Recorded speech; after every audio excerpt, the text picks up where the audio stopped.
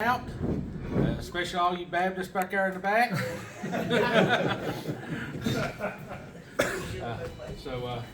We started this series of what we call Tom Talks History with Tom.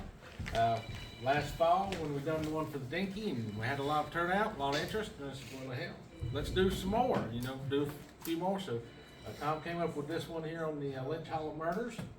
And we already have the next one already scheduled and planned. I think we have some papers over there on it. It's going to be on the man that moved the mountain, Bob Childers, in the Rock Churches. So that's this summer coming up. But this is for the Perry Family Scholarship. So, donations are accepted. Hopefully we can fund a scholarship here, because that's kind of help the education purposes of the youth. That's a big thing for the Ruritans. We do our scholarship, Tom does his, so hopefully, we can send some of the Ararat kids to college, and maybe a few of them will come back here. So, without any further ado, I guess, we'll turn it over to Tom and let him tell you all about these murders. Thank you. It's good to see everybody. Murder sales, I guess. Y'all have been watching the ID Discovery Channel, haven't you? Yeah, I know what you do. So we're going to talk about this, but before we do that, we're here because I started a scholarship in these two people's names. I think we've raised something like 15 full scholarships now. I think Gary Perry would be shocked at how many lives he touched over the years. And of course, this woman's my mother, and that's the reason I'm into history. It's her. And so if you don't like this, it's all her fault. Here's some of the gals we give scholarships to. My daddy would be proud. Only women have gotten this scholarship so far, so he would like that. We've done 2 books about them that I raised money with. If you knew my daddy, you know that he had the best line I ever heard a man. He told the women that he was irresistible.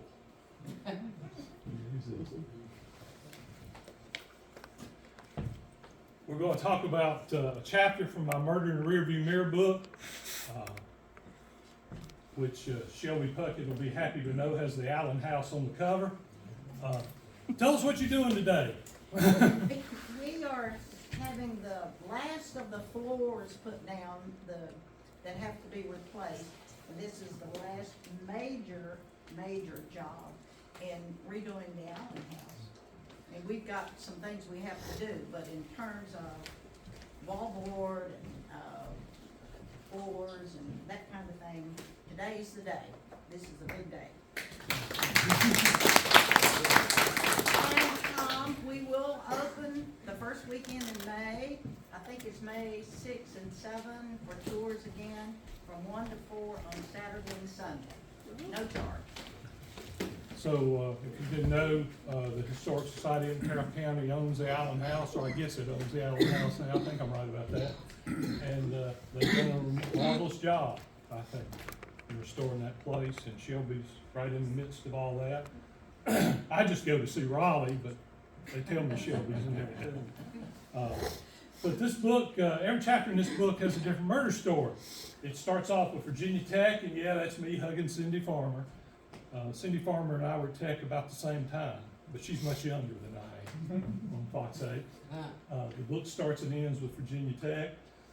Charlie Lawson's in my book. The Christmas Murders, 1929, I guess, over in Stokes County.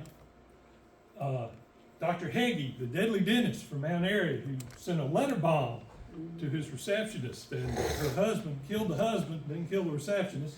Mount Airy's got all kind of love triangles. I don't know what's going on in Mount Airy, but they all end up with bombs. He owned the Emporium there, where the building fell down recently, and his dentist's office was in there, and he literally sent a mail bomb to his receptionist after she had the gall to marry another man. And of course, there's a chapter about the Allen and the Hillsville shootout in there. I got more pictures of the sky. I need to get Linda Beck to help me take pictures. Where are you? Yeah, there you go. This is Linda's shirt, by the way. I wore this, my Ararat shirt. Linda got me this. We went to Linda's birthday party last weekend. There was a bunch of hippies there. I don't know what happened. Dennis Stockton is in my murder book. I'm sure we all remember that. I'm pretty sure that me and Wade Willis probably came face to face with him up in Kibler Valley one time when we were up there doing fishing season. You know what I mean? But that's in my book too. And the murder of Jeb Stuart's great-grandpa is in this book, killed during the American Revolution.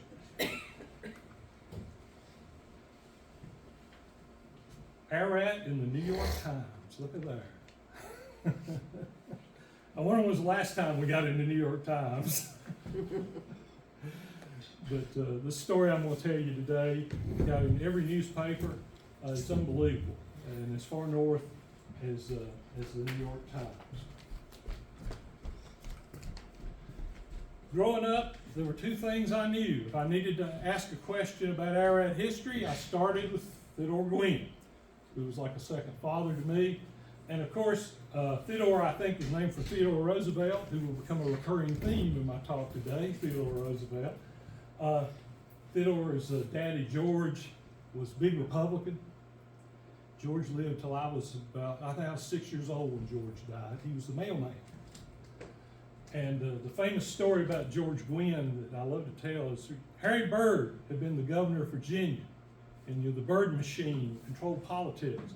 One day, Harry Byrd was over in Stewart, and he was, what was the lawyer's name? Lawrence Burton's daddy and Harry Byrd are walking down the street, and Lawrence Burton looks up and sees George Gwynn coming up the street.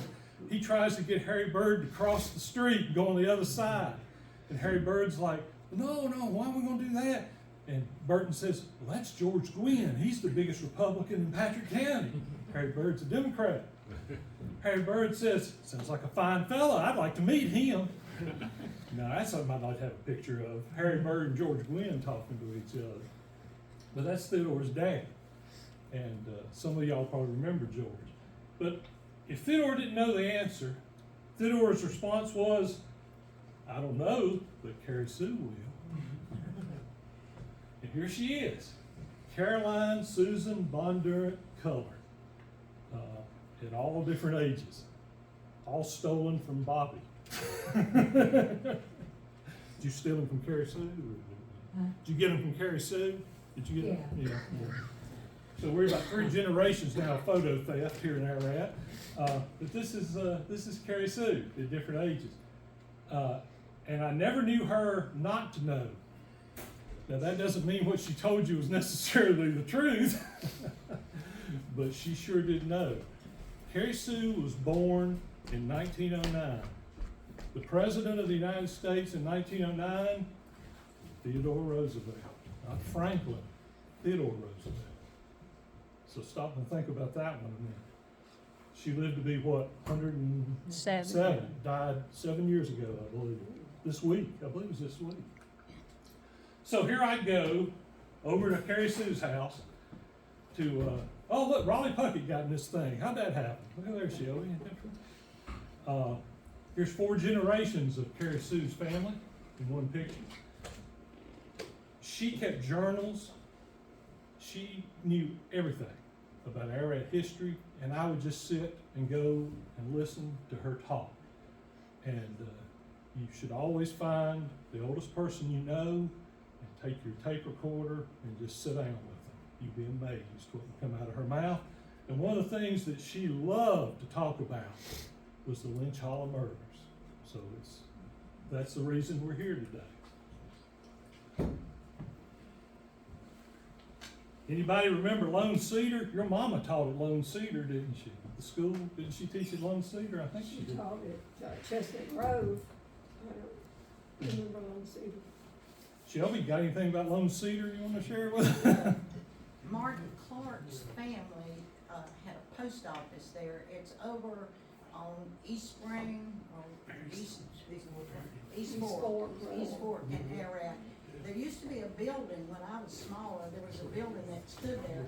Don't know about the school, but I know that he had a post office. And last I heard, young Martin, and Joe Martin to me, was a desk that came out of Lone Cedar Post Office. Yeah, she of course is talking about Martin Clark's daddy, Phil, who grew up in Ararat, although I don't know if he admitted it out loud, but he did. He grew up over there with Sadie Smith's mom, right across, I think, right across the road, maybe from, would be Mammy, that's what they call her.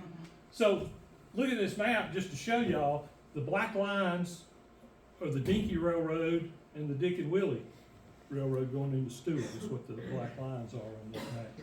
And you see some communities here that aren't here anymore, and some that are. I find it kind of funny that Friends Mission, Ararat, and the Holla are all three different places in this map, which I don't know how right that is, but I guess it was about 1888 that the Friends, the Quakers, came here and built a school. And it became, I guess, Friends Mission because of that. Then it became a Presbyterian school, and then it became the county school. So that's how the school came to, Blue Ridge came to be in existence here in Ararat. So that's 1888. The railroad's gonna start about 1899. And these murders I'm gonna talk about are 1897. So right in the middle of all this. I stole this picture from Alex Stanley, who lives down there in Clawville. She's the first one I ever saw took a picture of these two things together. So Patrick County starts in 1790-91. Jeb Stewart came along in 1833. Bob Childress in 1890. Carrie Sue Culler in 1909. When was Ann Orlena born? Depends on who you talk to. 1845, let's say. 45, okay. So, we're gonna get into it a little bit now. I found this murder in newspapers all over Virginia, all over the South, and like I said, as far north as New York City. One of them described Miss Sadie Cook as a bright and handsome and attractive young lady who had a host of friends. Henry Walls, who was a fellow named about age 21 or 22, they said that he had a bad character. The man who reared him said he was a liar and a thief. Sadie Cook's brother supposedly found Henry Walls in possession of a saddle that had been stolen from the Cook family, and Walls threatened the Cook family.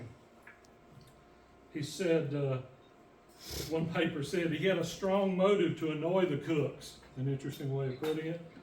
Walls was quoted as saying, if they didn't mind, they would find that their heads were put off, and he'd be just the man to take it off.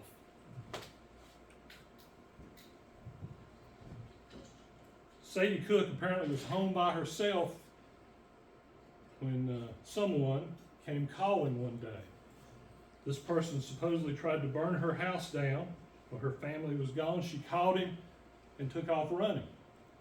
The newspapers say that this person chased her for nearly 75 yards and ended up murdering her by hitting her in the head with a hoe, crushed her head with a 14-pound stone. I wonder how they knew it was a 14-pound stone, and cut her throat.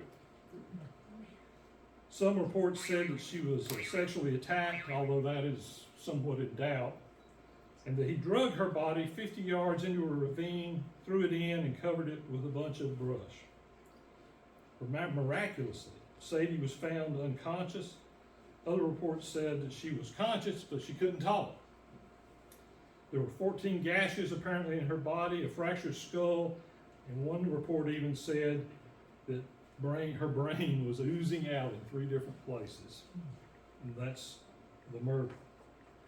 The story goes that they took her to a Crawford's home, where apparently Henry Walls had been living, and that the local ladies started questioning her about who had done this awful thing to her. And when they got to Henry Walls' name, she squeezed Mrs. Epperson's hand, it said. They spelled Epperson in one story, E-P-P-U-N-I-S. Don't ask me, but that's how they spelled it. They asked her about other people, no response. They asked her about some local black men, no response. They got back to Henry Walls, She squeezed the hand again. This is a book called 39 Lashes Well Laid On by a fellow named Herman Melton. And he's from over in Danville. And I'm going to read to you a little bit. This is the book, pretty good size, just to show you that we get in all the books. It said, the troubles of Henry Walls, who lived there, began when a member of the neighboring Cook family caught him with a stolen saddle in his possession. The 22-year-old Walls reacted with anger and what he considered meddling in his affairs. In a bullying-type confrontation with him, he threatened to run all the Cook family off, even if he had to burn them out. It was a Friday, and Walls thought all the members of the Cook family were away. According to newspaper reports, he attempted to set the house on fire, but before he could do so, was detected in the act by young Sadie Cook. Investigating officers found her tracks running from the house, accompanied by the tracks that turned out to match those of Henry Walls in pursuit. The girl was overtaken about 75 yards from the area, and the points showed blood on the ground and signs of a struggle. She received a fractured skull from a stunning blow to the head, and her body was laced with several gashes. Later investigation revealed that she was sexually assaulted. Her body was dragged to a clump of brush where her throat was cut and her body left to die. Walls was arrested on suspicion on Saturday and was placed in the custody of Constable Childress, who assigned several guards to assist him. Patrick County Sheriff Rufus Woolwine decided to spend the night in the area, presumably for security reasons, and word of the atrocities spread around the hollow, and feelings were running high. The horrible crime captured the attention of the nation's metropolitan dailies. One account was in conflict with that of the Lynchburg News by reporting that the prisoner was probably innocent. The following appeared in a special to the New York Sun from the Richmond newspapers. It said on Monday, further investigation was made and there was practically no evidence to convict Walls of the crime. It is now believed that he was innocent. There's such indignation in the neighborhood against the mob. Henry Walls, a young man, was a white man about age 22, was lynched near Friends Mission on Sunday for the alleged assault on Mrs. Cook. He was probably innocent. Now imagine the newspapers trying to stir it up by saying he was probably innocent. Imagine that happening. Miss Cook was found in unconscious condition, 14 gashes on her body and head, skull fractured. Investigation proves she had been assaulted. Young Walls was arrested on suspicion and was in charge of Constable Childress. Sheriff Woolwine went to sleep early Sunday night within half a mile of where the Childress was being guarded. A mob came, took him away without encountering any resistance on the part of the constable, and the latter report did not report that fact until the next day. So just to show you, this thing, it's in books, it's in newspapers, it's really all over the place.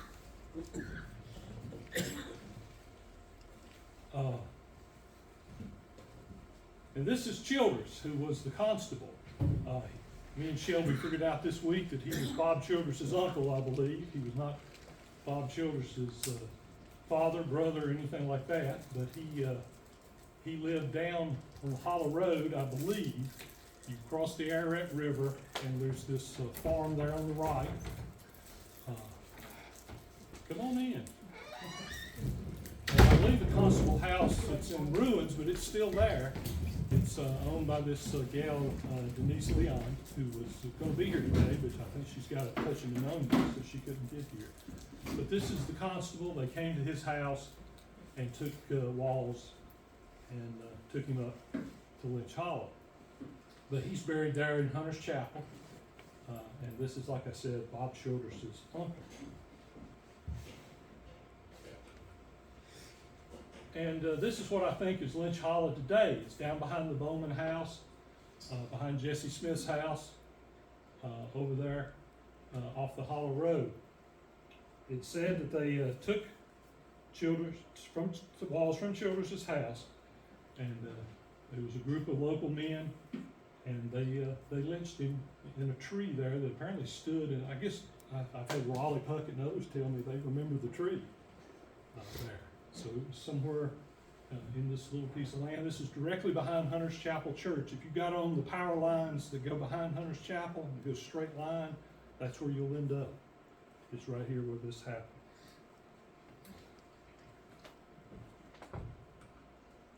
And there's another view of it, looking from the Bowman house.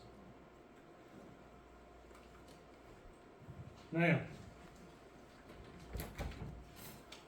this is Charles Walter Taylor and his wife, Sarah Elizabeth Pettigo.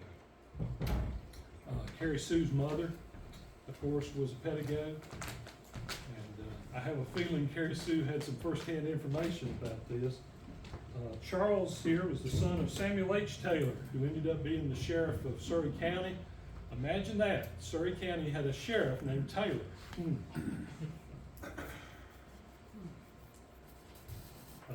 Sheriff Taylor was the great-grandfather of a lady named Virginia Farrell, and she married a fellow named Charles Seaton out in California, and he wrote this book, After the Conestoga Wagons. And I'll read you just a little section from this book.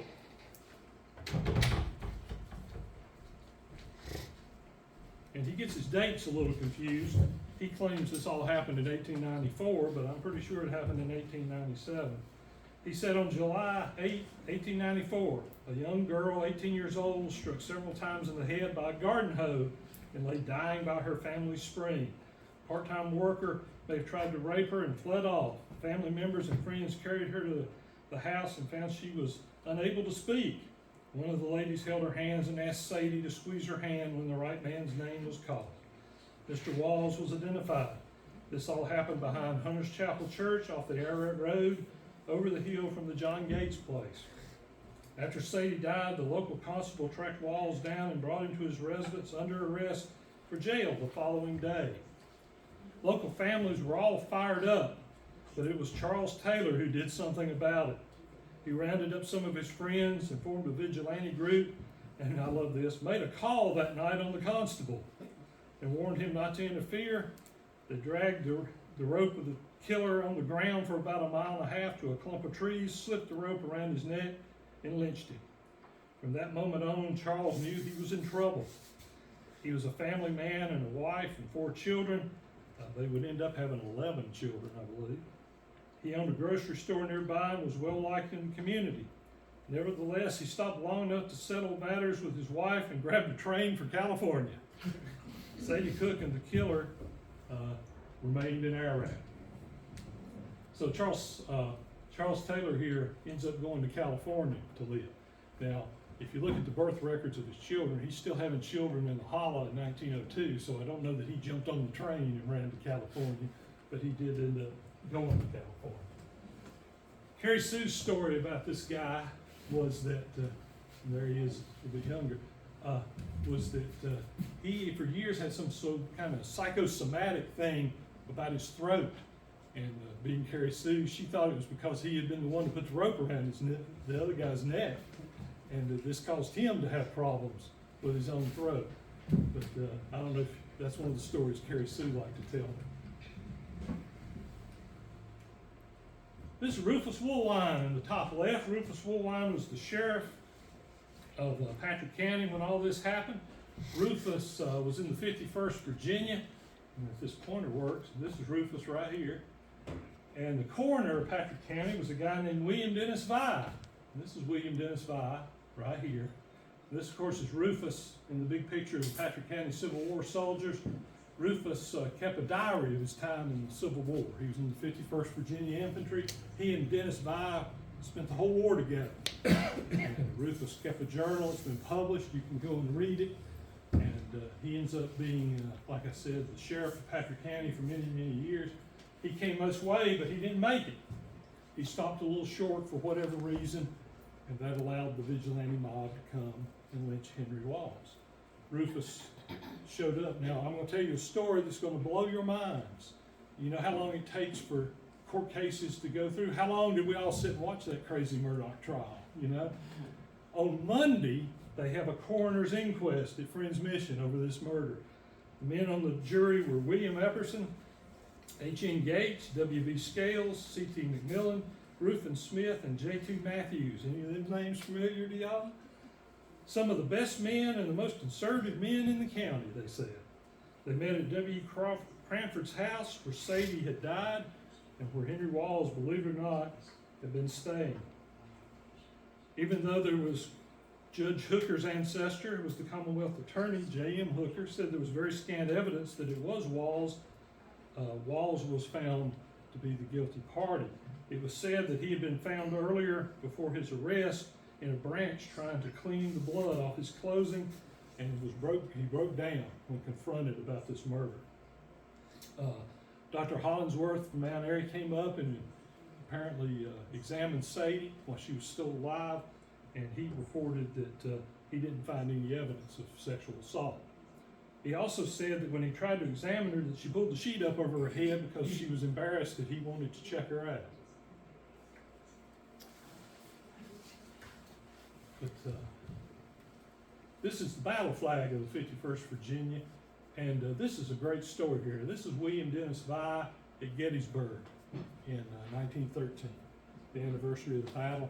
They chose one Confederate and one Union soldier, you can't see him too well, he's right here, to be on the podium with the President of the United States, who was Woodrow Wilson. And the man they chose was William Dennis Vi of Patrick County. And there he is with the President at Gettysburg 50 years after he had fought there.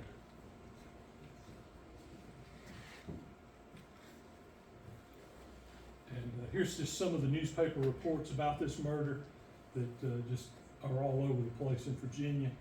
Newspapers.com is a wonderful thing, is all I can tell you. A Roanoke paper. And you can see that they're starting to say he was innocent. There was another suspect in this murder. His name was Charles McBride. Sadie's brother apparently had testified against McBride for the murder of a man named A.B. Crawford. And A.B. Crawford's murder apparently was very similar to Sadie's murder. It said, quote, this is what the newspaper said, McBride's people are desperate characters, and several murders have been committed by them in the local community. I hope nobody's related to the McBrides here today. I don't know, Bondurant, you're looking awful guilty over there. But just to show you how many newspaper reports of this thing I found, it was just unbelievable. This is the governor of Virginia, Charles O'Farrell, and he put out a reward about this and offered $50 for the capture of every man, up to $500 for the whole party. And as far as I know, they didn't have one single person come forward to turn in anybody in the vigilante part of this murder. So today at Hunter's Chapel Church, I believe Henry Walls and Sadie Cook are buried in unmarked graves. Linda, tell the story about the casket. The one you told me. Okay. Let me do all the dirty work. It was said that it was a pine box coffin, and before they put Henry Walls in the ground, someone wrote on top of, "The son of a bitch never do it again." That's what Terry told me.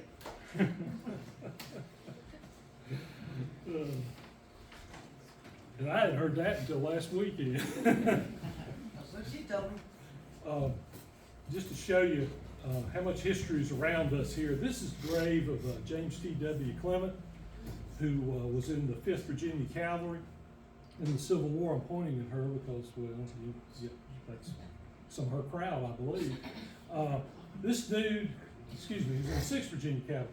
This dude was with Jeb Stuart the day Jeb Stuart was mortally wounded at Yellow Tavern. And he ended up living in Ararat, Virginia. And he's buried there at Hunter's Chapel. I researched him a little bit more and come to find out that in 1862, when Turner Ashby, the famous cavalryman, was killed, he was also with him. And I just hope he didn't shoot Jeb and Turner. I hope he was shooting the Yankees. But just to show you, this is a guy who's also buried at Hunter's Chapel. And here you go, Shelby. Shelby wants to tell us all about this picture right here. I really don't know all about that picture, except Carrie Sue told me that that house originally was built by Nathaniel Scales. And he had at one time a plug tobacco manufacturing plant, which was not unusual, that, you know, R.J. Reynolds, I think, got his start with a plug tobacco, manufacturing plant close to his house. But she told me Nathaniel Scales had a plug tobacco plant. Now, my thinking would be that it would be on the right side, that looks to me, the other one looks to be more like a store building. But Nathaniel Scales, according to her, was the man who built that house. And, these are some pictures that, Now, I'd never seen that picture before. That's the first time I've ever seen that picture. and this is, of course, oops, this is the Bowman house right here at the Yeah, intersection. and that's the one that Mr. Scales originally built. Right. And the house Icy Bowman Brown would have grown up in. The Bowman bought it. Yeah, right there. So that house is still standing. And the Hollow Post Office, of course, used to be in the front yard. And, this is George Gwynn right here. I believe this is George Gwynn. And if you look at that picture, man, he looks like Fiddler. Looks like Teddy too, I think. And of course, the Hollow Post Office. I think this is George too, a little later. But I can just look at that and tell you that that's George, I think, right there. Tom, do Man. you have any idea when that picture was taken? Because the little sign says, notice closed for construction. Yeah, I'm not sure. I'm not sure. And I've been doing this so long, Shelby, I don't even remember where I get a lot of these pictures. I got a bunch of them from this lady I right just here. wondered what was under construction, if it were Big Hollow Road or, Yeah, Ararat Highway, or what was under construction. yeah. That kinda looks like a tobacco barn, so I would almost bet that's where the tobacco It could be, factory could be. is. So the reason I bring up George Gwynn is, again, is because when we were growing up, this was George's house. So she was right up where Dude Smith lives today. If you know where Dude lives, that was where George Gwynn lives. And the thing growing up we had was Gray Gwynn used to tell us this story. Gray, of course, is George's son, Theodore's brother, Gray. And he used to tell us this story. And I don't know how he did this, but Gray somehow managed to take the events of the Lynch Hollow murder and the Scottish boogeyman and put them all together into a story to tell us about raw-headed bloody bones. And he told us this story to get us to come home before dark. That if we didn't, that raw-headed bloody bones would get us. And he lived down, yes, that's right, in Lynch Hollow. And Gray had this whole thing. Louise told me that Gray is now scaring his great-grandchildren with the story. And he would tell us this story about this boy's coming home, and he comes through Lynch Hollow, and this monster gets after him and chases him all the way back to the house, which I bet looks suspiciously like that one. And that raw-headed bloody bones, remember Sadie was killed by a hoe. Raw-headed bloody bones had a hoe for a tail. Gray somehow morphed these two things in together and would tell us this story. And we used to all ride bicycles back then before we got cars and became textile magnates, Carol. We rode bicycles, and one of the things we did was we worked in tobacco, and we'd ride down on our bikes and we'd work all day, and then we'd all be laying around Gray's front yard when one night he starts telling us this story. And my late buddy Charles Gates was sitting there, me and Joey Smith were sitting there, all of us just piled around that yard, and Gray starts telling us this story. And he started off real low, telling us about Rawhead, and that when the wind blew, Rawhead, you knew he was coming because it made a sound, shiftity, shiftity, thumpity, thumpity. And Gray just gradually got louder and louder, and by the end, he's shiftity, shiftity, thumpity, thumpity. Charles jumped on the bicycle and started home, and what I can only tell you was a world record pace. He scared me so bad. And I couldn't catch Charles. He lived down on Holly Tree Road then, and I'd never seen a man pedal a bicycle so fast in my life as Charles Gates did the night Gray Gwynn told him about raw-headed bloody bones. So, I tell you, should always go and find the oldest person you know and sit down and talk to them. And if you were lucky like I was, you might get a little banjo music You get a Pepsi Cola and a Reese cup, and you get to spend the day with Carrie Sue Culler. And I think what Can I tell you one more? yes, Carrie ma'am, Sue you can story? tell us all the stories you want about I her. was with Carrie Sue the morning that she passed away, and there were a lot of nurses, and she was in really, really bad shape at that point. And she said to me, come here. So I went over there, and she said, get me a Pepsi out of that refrigerator, except it was very weak. She was very, very near death. She said, they gave me a Coca-Cola this morning and I can't stand it. I bet that's what killed her. That's the last conversation I had with Carrie Sue. She asked me to get her a Pepsi because she did not want that Coca-Cola that they had given her that morning. 107. She was wonderful, absolutely wonderful. Now I know what finally did her in, Coca-Cola. That's it. That's it. Pepsi did give her a lifetime supply of Pepsi on her 100th birthday, and she'd always laugh and she'd say, they didn't know what they were doing because they didn't know how long I was going to live. And Reese cup, you got the Reese I cup. got the Reese cup. But I'm not kidding you. If that's the secret to old age is Pepsi Cola's, Reese cups, and banjo playing, we all in trouble. She knew something we didn't know. But we joke about it, but I'm not kidding you. I'd go and sit and talk to her for hours, and she always came back to Lynch Hollow. She always wanted to talk about this. I think maybe because the Pettigos were up to their eyeballs in it, and she loved to tell this story. And she's born, 12 years after it happened, so she's going to know people who were actually involved in that thing, and I'm sure she did. And she kept journals, and I would love to know what happened to them. I would love to read those things. I always try to imagine what was in those journals, and I'm going to end with this. I always think she probably said, well, that Perry boy came to see me again. I wonder if anything he writes is true.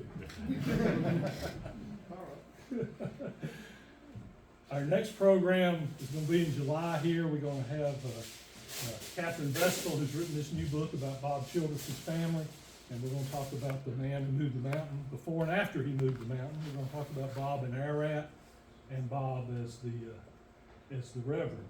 But we were trying to think of things that we could do programs about, and Kathy sitting beside me at the Mount Airy Museum here, was it last weekend? I guess it was last weekend. And she agreed to come, so we're going to talk about Bob Childress. And as many of you may or may not know, Bob Childress lived in Ararat probably half his life or more before he went up on the mountain to become the preacher. So we're going to talk about that. And there's still a lot of oral history about Bob living here. I guess he was a blacksmith over there right at the foot of her driveway, probably. Right at the foot of her driveway. So he would have been right there on the Dinky Railroad when it came through, I expect. And just a whole lot of history about Bob that you may or may not know, and she's going to be here with her new book about all this. So I thank you all for coming. I got some of my books here. We're giving money to the scholarship. If you're interested, and if anybody wants to tell stories about this or ask questions, this is very informal. You ain't going to hurt my feelings if we stay here all day talking about this. Virginia Tech will play at 6:30, so that's okay. That's okay with me. But anyway, I appreciate your attendance, and I want to thank Kevin and Pam and the Ruritan Club for doing this. They do 3 scholarships now, three scholarships now, and I do 1. And they're the only thing that kids from Ararat have a chance to get. So I thank them for having me here today and for doing this. What I do is I make the senior at Patrick County High School to apply for this scholarship. You've got to write a 1,000-word history essay, and the one I like the best gets the money. What they don't know is I'm gonna save them all and publish a book one day. Heck yeah. And but that's how I do it. And Kevin and the Ruritan's, like I say, they do 3. So anyway, thank y'all all very much. And if anybody's got any questions, Tom, Shelby will answer them. I'm not gonna answer it. I just always was amazed that my daddy would tell this story just like Carrie Sue told this story.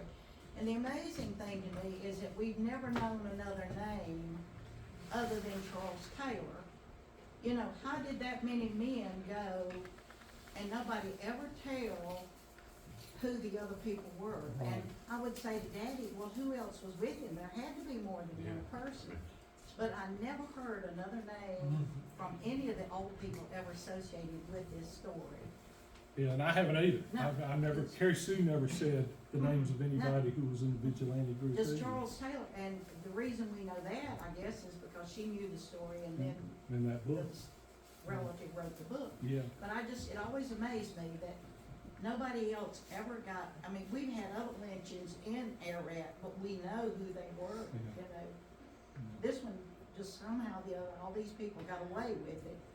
It's funny about that. When I read the names of the coroner's jury, I almost wondered if that wasn't just the same names of the guys who also lynched him too. But we'll never know that, because like I said, they put out a reward, $50 a head, and that's a lot of money. 1897, $50, $500 for the whole group, and as far as I know, that was never collected, not one time, not one single time. Anybody else? Anybody else got a family story about this they want to share? I don't have a family story, but I have one more question that I don't know. I don't know exactly where Sadie Cook lived. Yeah, I've tried to figure that out too. I've been to Patrick County to the land books to see if there was a Cook family, and I haven't been able to find where she lived I'm either. not sure where. You gotta assume they lives between the Hunter's Chapel Road and the Hollow Road, somewhere in that general area, but I don't know where they all live too. I have a feeling that Walls was living or was working on somebody's farm, and he was just living there. He didn't own it. Sadie Cook's family, from the way it sounded like, had a pretty substantial place, but they're not listed in the land books. Because I went to Stewart and looked in the land books trying to figure this all out, and I don't know. I don't know. But it's kind of funny to me that the community watch sign is right where Lynch Hollow is on the Hollow Road. That's exactly where it is. It's looking right at Lynch Hollow over there. But this was just, like I said, the thing that got me interested in Carrie Sue and Gray scaring us to death, telling us this story about the raw-headed blade vines, and he did. He did. I've never seen a man on a bicycle move so fast in my life as Charles Gates did that night. Gray told him that. Anybody else? Where was the Crawford house? That I don't know. It's Cranford. I think it's Cranford. Okay. That's something I'm gonna go and try and look up. I didn't really realize that until I was reading the newspapers last week about some of this. The newspaper stories were very interesting because they were all over the place. Now, I know where the Cranfords live. The Cranfords live down on the Harbor Creek Road. They Okay. live down close to where, Amos Smith, back in the old days, you don't remember Amos Smith? Down there where Yeah. Dwight Jessup lives now. The Cranfords live right down in that area. Yeah, that makes sense. That makes sense. Yeah, that makes sense. Yes, Mary? Wasn't there a murder there too? You tell, Tom. That's another story for you Yeah. to tell. The murder at Amos Smith's house? No, the Cranford Oh. was murdered too. But wasn't there a murder there too? I would dare say there probably was, but I don't know about that one, Mary. I don't know about that one. That Amos shot John? Yeah, some of them I don't know about. Okay. I admit it out loud. I don't know about. I only know this one because every time I went to see her, Carrie Sue brought it up every single time, she was really something. It was, but I never heard the story about Coca-Cola. I'm gonna have to put that in something. That's great. That's great.